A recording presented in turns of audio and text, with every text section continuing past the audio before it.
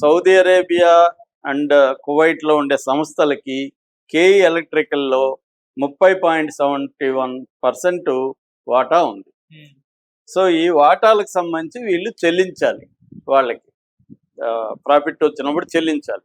వీళ్ళు కొన్నేళ్ల నుంచి చెల్లించట్లేదు, పాకిస్తాన్ కంపెనీ చెల్లించట్లేదు. కాబట్టి దీని మీద ఆర్బిట్రేషన్, ఇంటర్నేషనల్ ఆర్బిట్రేషన్ యూనిసెట్రాల్ అంటారు రూల్ ఉంది. ఆ యూనిసెట్రాల్ రూల్ ప్రకారం వాళ్ళు కేసు వేశారు.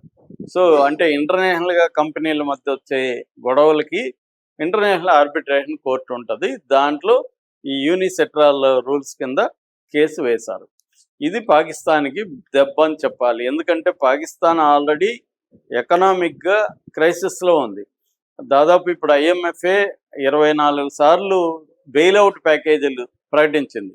అంటే పాకిస్తాన్కి బెయిల్అవుట్ ప్యాకేజీలు ఇవ్వడం ద్వారా, IMF, వరల్డ్ బ్యాంకులు ఇవ్వడం ద్వారానే పాకిస్తాన్ సర్వే అవుతుంది.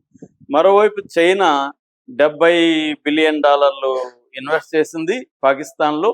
బెల్ట్ అండ్ రోడ్ ఇనిషియేటివ్ అంటారు. బెల్ట్ అండ్ రోడ్ ఇనిషియేటివ్ అనేది చైనా దాదాపు 150 దేశాల్లో ఇన్ఫ్రాస్ట్రక్చర్ ప్రాజెక్ట్స్, పవర్ ప్రాజెక్ట్స్, పోర్ట్ల మెయింటెనెన్స్, ఇలాంటివి లాజిస్టిక్స్ అండ్ ఇన్ఫ్రాస్ట్రక్చర్లో ఇన్వెస్ట్ చేస్తుంది. ఆ రకంగా పాకిస్తాన్లో $70 బిలియన్ ఇన్వెస్ట్ చేసి పాకిస్తాన్లో నేషనల్ హైవేస్, పోర్ట్లు, ఎలక్ట్రికల్ ప్రాజెక్ట్స్ చేస్తుంది.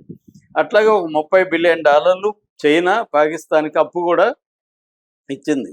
అంటే ఒక పక్క చైనా, ఇంకొక పక్క వరల్డ్ బ్యాంక్ అండ్ IMF ఆదుకోవడం వల్లనే పాకిస్తాన్ కొంత నిలబడింది. లేకపోతే శ్రీలంక లాగా కొలాప్స్ అయిపోయి ఉండాల్సింది పాకిస్తాన్.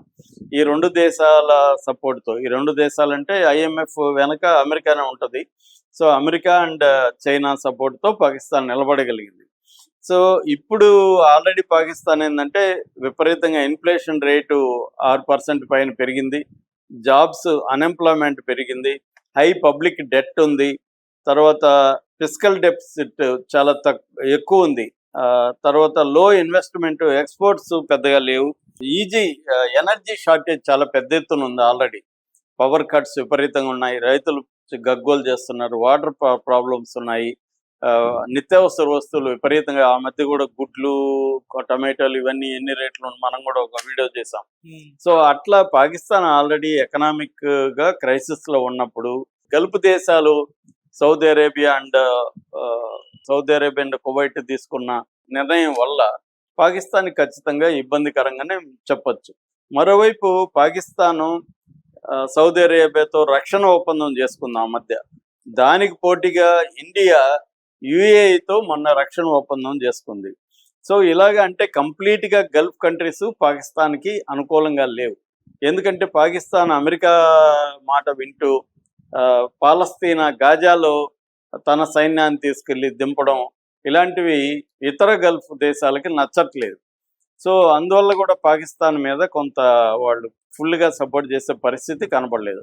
ఒక టర్కీ, అజర్బైజాన్ మాత్రమే పాకిస్తాన్కి బేషరతుగా ఉంటున్నాయి తప్ప మిగతా దేశాలు ఆయా అవసరాలను బట్టి ఉంటున్నాయి, కానీ కంప్లీట్గా పాకిస్తాన్కి సపోర్ట్ అనేది లేదు. ఈ రకంగా మోడీ ప్రభుత్వం తీసుకుంటున్న కొన్ని చర్యల వల్ల పాకిస్తాన్కి ముస్లిం దేశాల మద్దతు కంప్లీట్గా లేకుండా చూడడానికి మోడీ ప్రభుత్వం చురుగ్గా పనిచేస్తున్నట్టు మనకి అర్థమవుతుంది.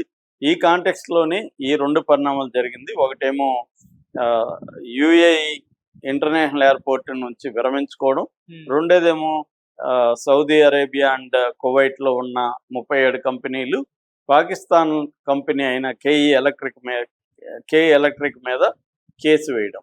ఈ రెండు పరిణామాలు పాకిస్తాన్కి ఒక షాక్గానే చెప్పుకోవచ్చు. దీని వెనుక భారత ప్రభుత్వ వ్యూహాలు ఉన్నట్టుగా కూడా మనకి అర్థమవుతుంది.